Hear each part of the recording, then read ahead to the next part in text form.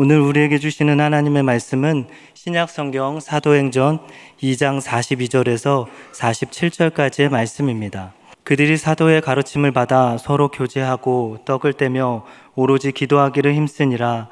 사람마다 두려워하는데 사도들로 말미암아 기사와 표적이 많이 나타나니 믿는 사람이 다 함께 있어 모든 물건을 서로 통용하고 또 재산과 소유를 팔아 각 사람의 필요를 따라 나눠주며 날마다 마음을 같이하여 성전에 모이기를 힘쓰고 집에서 떡을 떼며 기쁨과 순전한 마음으로 음식을 먹고 하나님을 찬미하며 또 온 백성에게 칭송을 받으니 주께서 구원받는 사람을 날마다 더하게 하시니라. 아멘. 지난주에는 교회는 누가 모이는 곳인가라는 주제로 우리가 함께 살펴보았습니다. 그래서 빈티지 교회라는 책을 소개하면서 이 책에서 말하는 교회의 정의를 살펴보았습니다.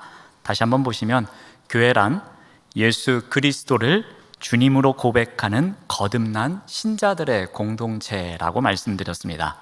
그래서 누가 교회에 모이는가에 대해서 거듭난 신자들이 모이는 곳이 교회라고 말씀드렸습니다. 그래서 거듭난 신자가 누구인가에 대해서 살펴보았습니다. 거듭난 신자는 생각의 전환이 일어나는 사람입니다. 그리고 그것을 새롭게 생활에 변화된 삶을 추구하는 사람들입니다. 그리고 공동체의 일원이 되는 사람을 일컫는 말이었습니다. 이와 같은 거듭난 신자들은 오래되어도 새로운 것을 추구합니다. 오래되어도 가치가 더욱 빛나는 교회를 만들어 갑니다. 교회는 거듭난 신자, 즉 사람이 중요한 공동체라고 말씀드렸습니다. 오늘은 그 다음 질문입니다. 교회는 모여서 무엇을 하는가라는 질문입니다. 교회 정의를 계속해서 살펴보겠습니다. 그들은 성경에 순종하여 자격을 갖춘 지도자들 아래 조직되고 설교와 예배를 위해 정기적으로 모이며 세례와 성찬이라는 성경적인 성례를 준수하고 라고 합니다. 이와 같은 정의에 맞춰서 세워진 교회의 모습이 오늘 본문에 나옵니다. 이 사도행전 2장 42절에 농축되어 있는데요. 말씀을 먼저 보겠습니다. 그들이 사도의 가르침을 받아 서로 교제하고 떡을 떼며 오로지 기도하기를 힘쓰니라. 자, 교회는 모여서 무엇을 하는 곳인가? 라는 질문에 대한 답변이 이 42절에 나옵니다. 여기에 크게 세 가지가 있음을 우리가 알 수 있습니다. 자, 먼저 교회는 모여서 무엇을 하는 곳인가? 그곳에는 배움이 있는 곳입니다. 무엇을 배운다고 합니까? 사도의 가르침을 받고 있습니다. 사도의 가르침이라는 것은 이렇게 바꿀 수 있을 것 같습니다. 신자의 영적 성장을 위한 가르침이라고 볼 수 있습니다. 사도들은 당시에 구약 성경으로 전해 오던 것을 예수님 중심으로 다시 재해석해서 성도들에게 가르침을 베풀었습니다. 그들은 점점 더 많은 것을 성도들에게 가르치고자 했습니다. 사도들은 자신들이 경험한 예수님의 삶도 가르칩니다. 그리고 예수님께서 가르치셨던 그 말씀도 성도들에게 전합니다.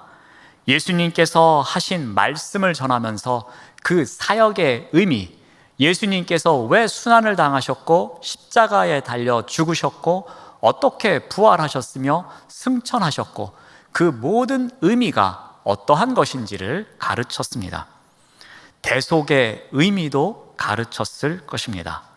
이러한 것을 초대교회에서 사도들이 계속해서 가르치고 또 성도들은 모일 때마다 이러한 배움을 갖게 됩니다. 그런데 한 가지 이상한 질문을 던져봅니다. 이런 똑같은 내용을 그렇게 계속해서 배울 필요성이 있었을까입니다. 더군다나 이 배움을 위해서 모인 사람들은 어떠한 사람들입니까? 그 중에는 성령의 임재를 경험한 사람들입니다. 그들은 이상한 바람소리와 같은 것을 들었습니다. 또 불이 각 사람 위에서 임하는 것도 본 사람들이 있습니다. 사람들이 각 나라의 방언으로 기도하는 것도 본 적이 있었습니다. 이러한 신비한 현상을 경험한 사람들이었습니다. 또한 사도들의 설교도 계속해서 들었을 것입니다. 감동도 받았습니다. 어떠한 사람들은 회개도 합니다. 그리고 세례도 받았습니다. 이제 볼 것 다 보았고 알 것 다 알고 있는 것처럼 생각하는 순간이었을 겁니다. 그러니 이제는 예수님만 믿고 살면 전혀 문제 없을 거야 라는 그러한 때이기도 합니다. 초대교회에서 사람들이 사도들의 가르침을 받은 것은 꼭 우리가 가르침을 받아야 한다는 의무가 아니었던 것 같습니다. 그들이 이렇게 계속해서 배움을 받은 것은 그들의 거듭난 심령이 그렇게 하도록 이끌었기 때문이었습니다. 바꿔 말하면 성령님께서 모일 때마다 계속해서 배움이 필요함을 가르쳐 주셨던 것이었습니다. 그들은 자신들이 이전에 경험했던 것, 그 하나만 의지하면서 신앙생활을 계속할 수 없다고 생각합니다.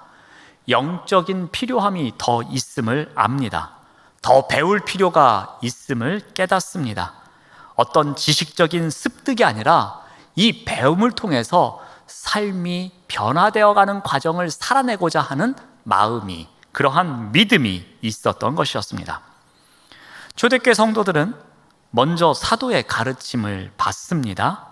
그들이 이렇게 한 이유는 온전히 성경을, 말씀을 배우는 가운데에 자신들이 하나님을 알아갈 수 있었기 때문입니다.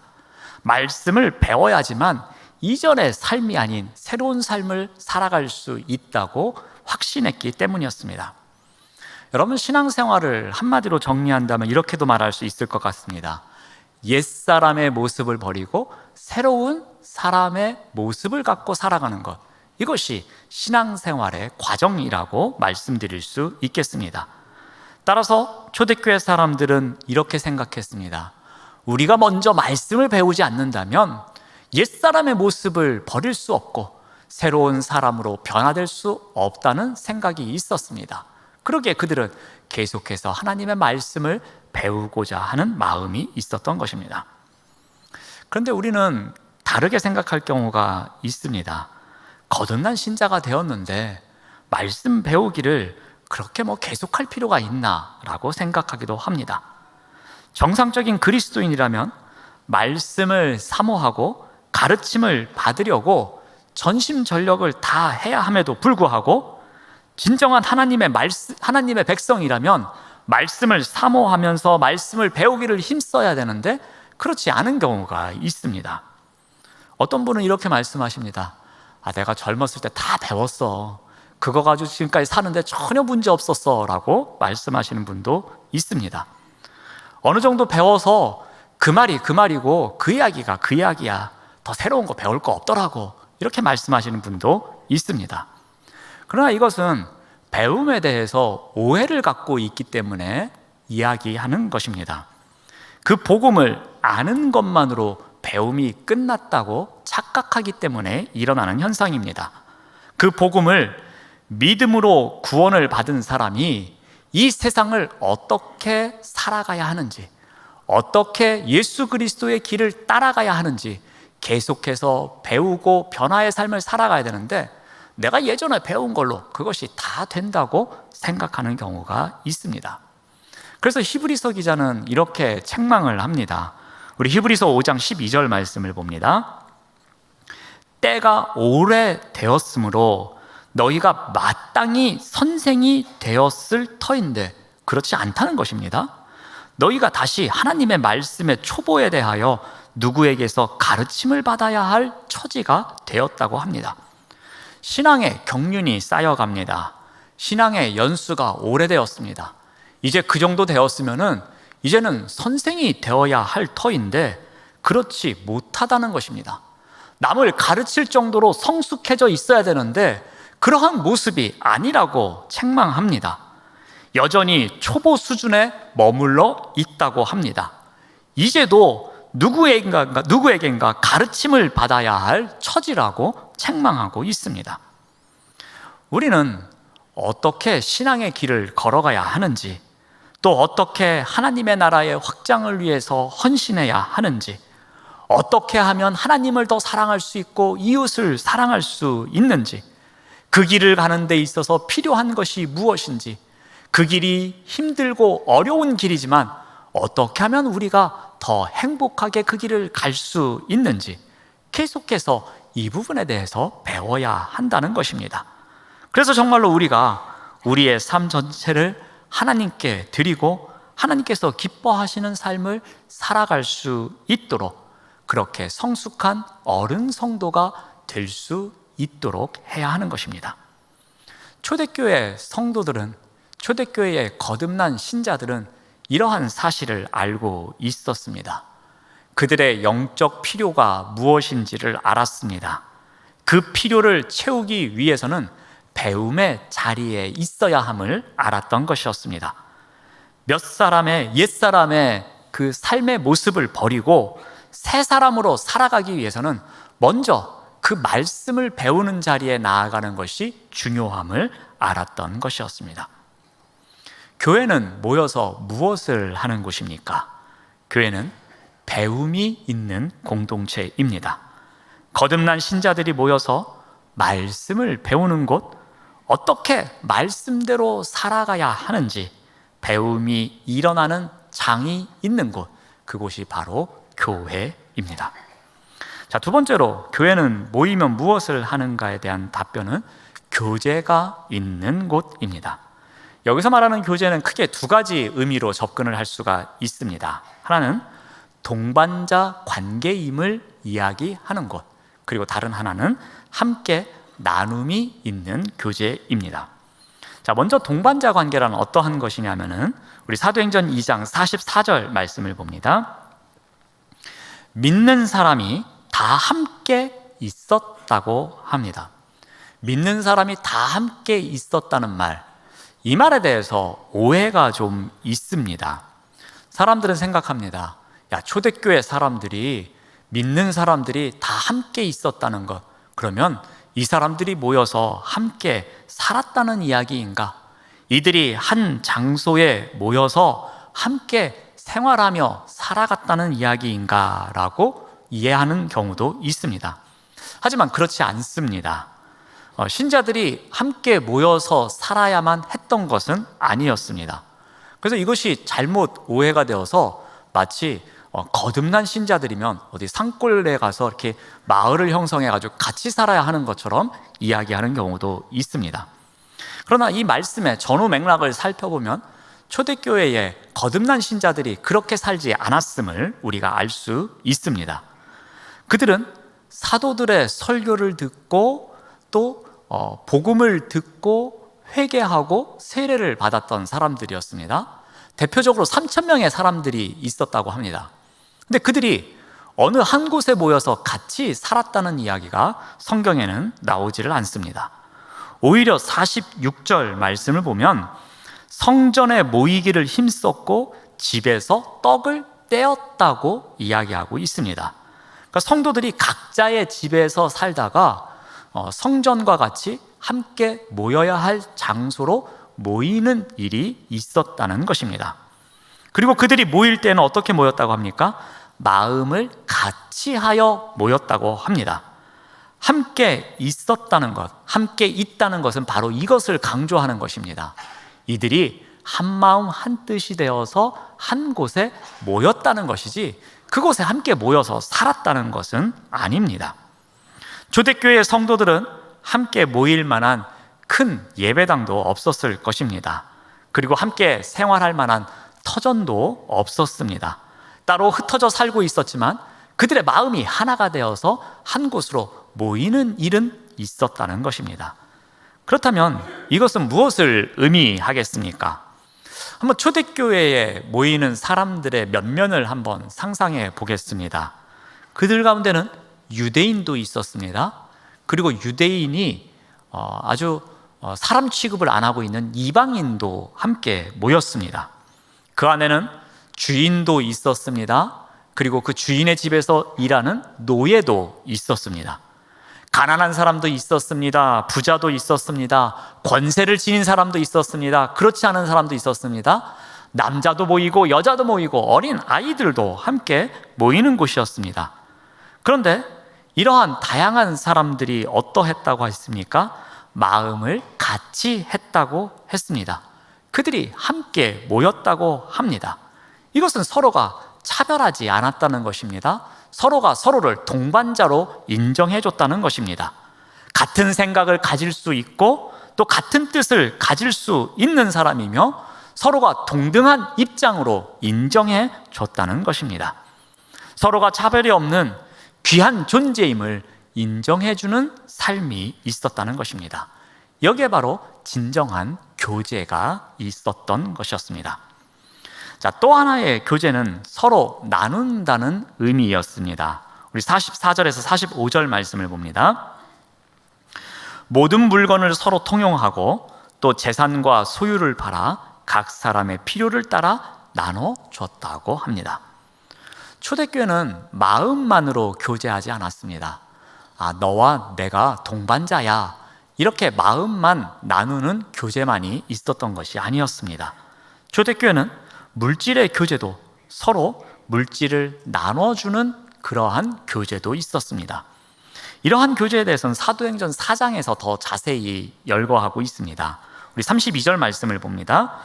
믿는 무리가 한 마음과 한 뜻이 되어 모든 물건을 서로 통용하고 자기 재물을 조금이라도 자기 것이라 하는 이가 하나도 없더라. 초대교회 성도들이 예수 그리스도의 복음을 듣습니다. 그들이 한 마음 한 뜻이 됩니다. 은혜를 받습니다. 이제 복음을 전파하는 삶을 살아갑니다. 그들의 삶 속에서 변화가 일어납니다. 그런데 가장 두드러지게 가장 처음 드러난 변화가 무엇이었겠습니까? 그것은 바로 자기 재물을 나만을 위해서 사용하지 않겠다는 것이었습니다. 자기의 것이 나만의 것이라고 고집부리는 사람이 없었다고 이야기합니다. 여러분, 예나 지금이나 사람의 특성 가운데 하나가 무엇입니까? 그것은 물질에 있어서는 이기적인 삶을 살아가는 게 사람의 특성 가운데 하나입니다. 내 물건 누가 가져가면 난리 납니다. 내 재산 누가 침해하면 이거는 법정으로 갑니다. 그만큼 나의 것을 나의 것으로 지키는 것에 있어서는 철저한 세상입니다. 당시의 유대인들 또한 그러했습니다. 하나님을 섬긴다고는 했습니다. 그렇지만 다른 사람들을 선뜻 도와주지는 못했습니다. 오히려 자기보다 권세가 없는 사람의 물질을 빼앗아 오는 것만 더 익숙한 삶을 살아가고 있었습니다. 그런데 그들이 예수 그리스도의 복음을 듣습니다. 그리고 은혜를 경험합니다. 그러자 그들의 삶이 180도 달라진 것이었습니다. 자기가 가진 재물을 교회 앞에 내놓기 시작합니다. 잉여분의 재산을 함께 사용할 수 있도록 합니다. 여러분, 유무상통이라는 말이 있습니다. 이것이 갖고 있는 뜻이 무엇입니까? 있는 것과 없는 것이 서로 통한다는 의미입니다. 있는 사람은 자기의 있는 것을 내어놓고 없는 사람은 그 내어놓은 것을 필요에 따라 사용하는 것입니다. 이것이 유무상통이고 이러한 모습이 초대교회 안에 일어났던 교제 가운데 하나였습니다. 초대교회에 거듭난 신도들은 자신들의 얻을 수 있는 것에만 집착하지 않았습니다. 그것을 공유할 줄도 알았습니다. 그것을 나눌 줄도 알았습니다. 그럼으로써 사랑의 교제를 하는 사람들이었습니다. 말과 혀로만 교제하지 않았습니다. 지갑을 열면서 교제하는 사람들이었습니다. 교회는 모여서 무엇을 하는 곳입니까? 교회는 교제가 있는 공동체입니다. 차별이 없는 동반자로서 교제하는 것, 그러한 가운데 유무상통의 나눔이 있는 교제, 그러한 곳이 교회입니다. 자, 세 번째로 교회에는 무엇이 있는가에서 예배가 있다고 말씀드릴 수 있습니다. 여기서 말하는 이 예배에는 한 세 가지 정도가 포함되어 있습니다. 자, 먼저는 기쁨의 찬양이 있는 예배입니다. 우리 사도행전 2장 47절 말씀을 봅니다. 하나님을 찬미하며 또 온 백성에게 칭송을 받으니 주께서 구원받는 사람을 날마다 더하게 하시니라. 하나님을 찬미한다고 합니다. 이것은 쉽게 표현을 하면 이와 같습니다. 하나님을 높이는 것입니다. 하나님을 자랑하는 것입니다. 이것이 하나님을 찬미하는 것입니다. 그리스도인들은 하나님께서 예수 그리스도 안에서 우리에게 주신 신령한 복을 누리면서 살아가는 자입니다. 그런데 이 복을 우리 안에만 누리고 있고 소유하고 있는 것이 아니라 이것을 누군가에게 자랑하며 살아가야 하는 것입니다. 어찌 보면 이것이 전도일 수도 있습니다. 하나님의 사랑을 널리 자랑하며 살아가는 삶이 필요합니다. 이것이 바로 하나님을 찬미하는 것입니다. 이와 같은 찬미를 하는 사람들의 특성이 있습니다. 그것은 기쁨의 표현입니다. 내가 받은 감사의 선물, 내가 받은 축복, 내가 지니고 있는 신령한 선물에 대한 기쁨을 나타내기 위해서 그 기쁨의 근원이 되시는 하나님을 높이고 하나님을 자랑하는 삶을 살아가게 됩니다. 그러니까 우리가 하나님을 찬미한다는 것은 그 마음속에 평안과 기쁨이 넘쳐나기에 가능한 일입니다. 이 초대교회에 모이는 거듭난 신자들이 바로 그러했습니다. 그들은 기쁨이 어디에서 왔겠습니까? 베드로에게 설교를 듣습니다. 그들이 구원이 무엇인지 압니다. 회개합니다. 세례를 받습니다. 그리고 그들이 마음에 찔려서 어떻게 해야 할지 고민도 합니다. 그러한 가운데 자신들의 삶을 돌아보았습니다. 이제는 그 이전에 예수 그리스도를 비난하고 저자를 십자가에 못 박아 죽이라고 외쳤던 그때의 삶과는 전혀 다른 삶의 모습을 갖고 있습니다. 그들은 마음이 기쁩니다. 감사합니다. 하나님을 찬미할 수밖에 없습니다.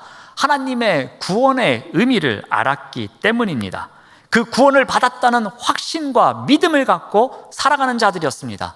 그 기쁨이 있기에 그들은 하나님을 높이고 하나님을 자랑할 수밖에 없었습니다. 이런 참된 감사와 기쁨이 있었기에 그들은 찬미하는 삶을 살아갔던 것이었습니다. 그들이 모이는 곳에는 하나님을 자랑하며 하나님을 높이고자 하는 기쁨이 넘쳐나는 하나님을 찬미하는 삶이 있었던 것입니다. 바로 이것이 그들의 예배였습니다. 출애굽기에도 이와 비슷한 내용이 나옵니다.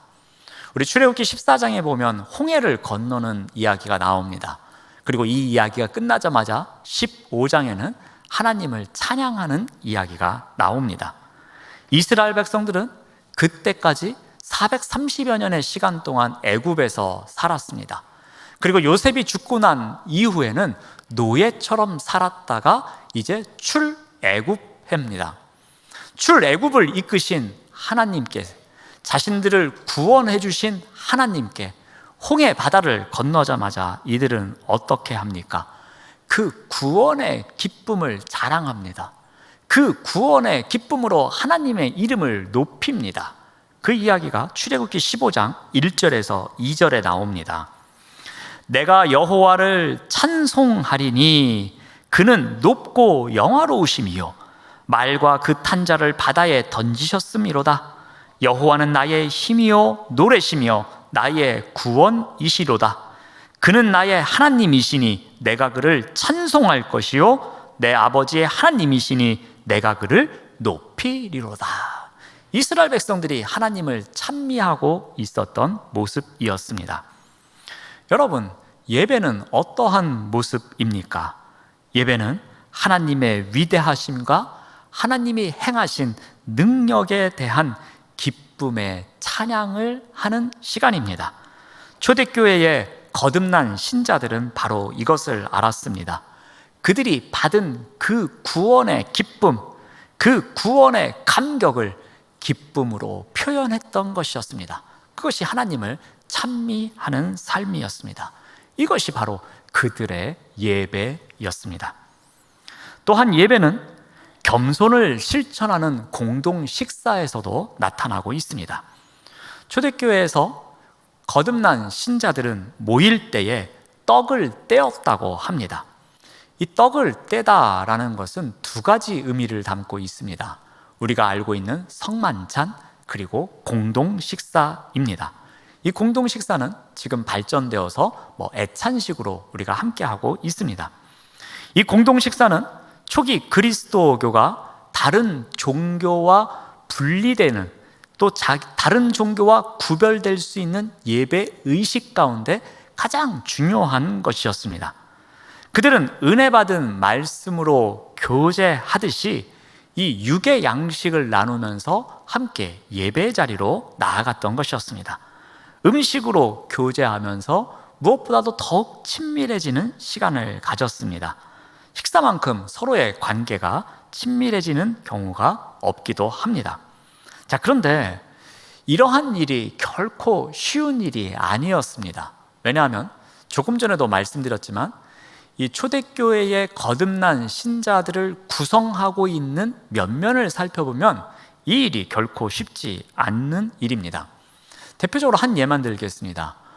초대교회에 다니고 있었던 한 가정이 있습니다. 그 안에는 주인이 있습니다. 그리고 그 주인을 시종드는 종이 있습니다. 함께 교회를 갑니다. 근데 교회 갔더니 한 식탁에 앉으라고 합니다. 그리고 함께 공동 식사를 하며 함께 성만찬을 합니다. 근데 이 일은 집에 가면 상상할 수 없는 일입니다. 어떻게 됩니까? 주인이 식사하는 동안에는 이 종은 서서 주인이 필요한 것을 계속해서 내와야 했습니다. 그런 시중을 들어야 하는 사람이 바로 노예입니다. 주인이 식사가 끝날 때까지는 이 노예는 식사를 할 수가 없는 문화였습니다. 그런데 그러한 주인과 종이 교회에 가면 함께 식탁에 앉아서 식사 교제를 하며 성만찬에 참여하는 것이었습니다. 이러한 일이 어떻게 가능할 수 있었겠습니까? 그것은 주인이 내가 낮아지고자 하는 겸손함을 갖춰야만 가능한 일이었습니다.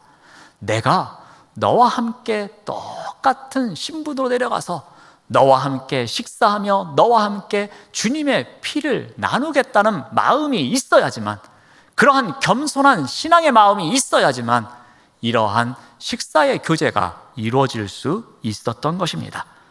자신보다 다른 사람을 더 낮게 여기고 겸손한 마음을 갖고 상대방을 나의 가족과 같이 인정해주며 그를 품어주고 사랑해주겠다는 결단을 갖고 있어야지만 이러한 일이 가능했던 것입니다. 바로 겸손을 실천하는 공동 식사였습니다. 이러한 모임이 그 시대에는 예배였습니다. 또 하나, 예배는 마음이 하나가 되는 기도가 있는 시간입니다. 초대교회의 거듭난 신자들은 모이면 함께 기도했습니다. 그런데 자신의 개인의 바람을 위해서 기도하지 않고 한마음 한뜻이 되어서 우리 공동체를 위해서, 교회를 위해서 기도하는 시간을 주로 가졌습니다. 우리 사도행전 1장에도 이러한 예가 나옵니다. 지난번에도 예를 들었던 본문이지만 우리 사도행전 1장 14절 말씀을 봅니다. 여자들과 예수의 어머니 마리아와 예수의 아우들과 더불어 마음을 같이하여 오로지 기도에 힘썼다고 합니다. 이들이 모입니다. 이들이 모여서 자신의 기도 제목을 위해서 기도하는 것이 아니라 어떻게 기도합니까? 더불어 마음을 같이하여 오로지 기도에 힘썼다고 합니다. 더불어 마음을 같이 한 것은 무엇입니까? 모든 것을 서로 합의하였다는 것입니다. 우리가 지금 기도하는 시간을 갖는데 지금 무엇을 위해서 기도해야 될지, 우리가 기도하고 있는 목적이 무엇인지, 그것을 같이 모여있는 사람끼리 다 합의가 되었다는 것입니다. 마음이 하나가 되어서 그 기도 제목을 놓고서 지금 기도하고 있다는 것입니다.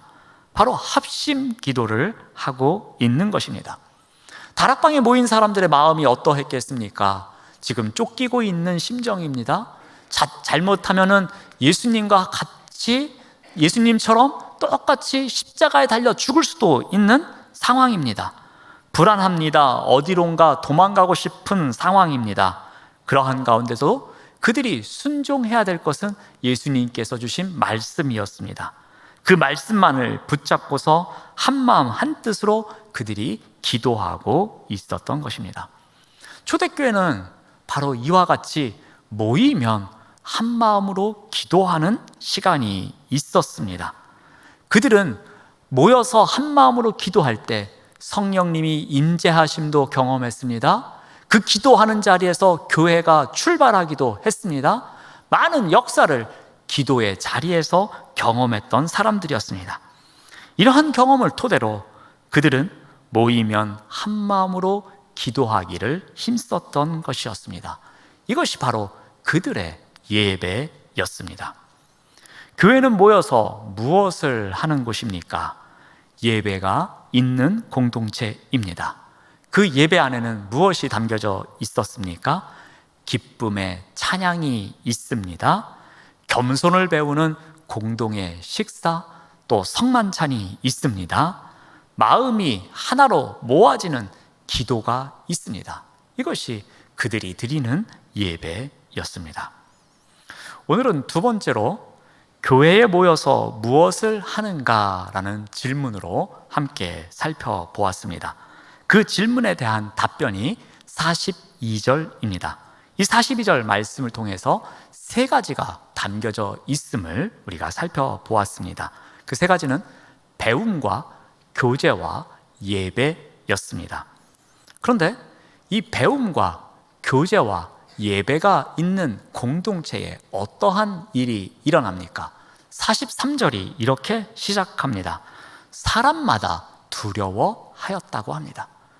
그들이 모여서 함께 배우고 함께 교제하고 함께 예배드리는 그 장소에서 그들이 느끼는 것이 무엇이었습니까? 하나님을 두려워하는 것이었습니다. 바꿔 말하면 하나님을 경외하는 삶을 살아가는 것이었습니다. 그들이 모여서 배우고 교제하고 예배하는 가운데 하나님을 알아가게 되고 그 하나님을 경외하게 되며 하나님을 향한 그들의 신앙이 축적되어 가고 있었다는 것입니다. 그들이 이러한 체험이 쌓여가면서 교회가 점점 확장되어 갔고 교회가 더욱 힘이 생겼고 교회가 더욱더 교회다운 교회로 세워질 수 있었던 것이었습니다. 사랑하는 여러분, 우리가 교회에 모여서 무엇을 합니까? 우리 또한 중요한 이 세 가지를 간과해서는 안 될 것입니다. 우리가 교회에 모여서 무엇을 하는가라는 질문에 대해서 우리 또한 배움이 있습니다. 교제가 있습니다. 예배가 있습니다. 라고 답변해야 할 것입니다. 이 시간을 통해서 무엇을 쌓아가야 합니까? 신앙의 경험이 쌓여져 가야 할 것입니다. 하나님을 알아가는 그 신앙의 체계가 더욱더 잡혀가야 할 것입니다. 그 신앙의 체험이 우리 교회를 교회되게 만들어 갑니다. 그 신앙의 체험이 쌓이면 쌓일수록 우리 교회가 빈티지 교회로서 그 가치를 다할 수 있는 것입니다.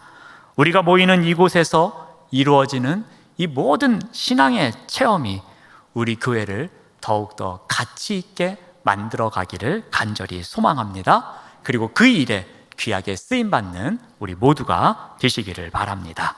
기도하겠습니다. 하나님 감사합니다. 거듭난 신자들이 함께 모이는 이곳에서 이루어지는 배움, 교제, 예배가 우리 교회를 빈티지 교회로서 가치 있게 만들어 갈 수 있도록 인도하여 주시옵소서. 예수님의 이름으로 기도드립니다. 아멘.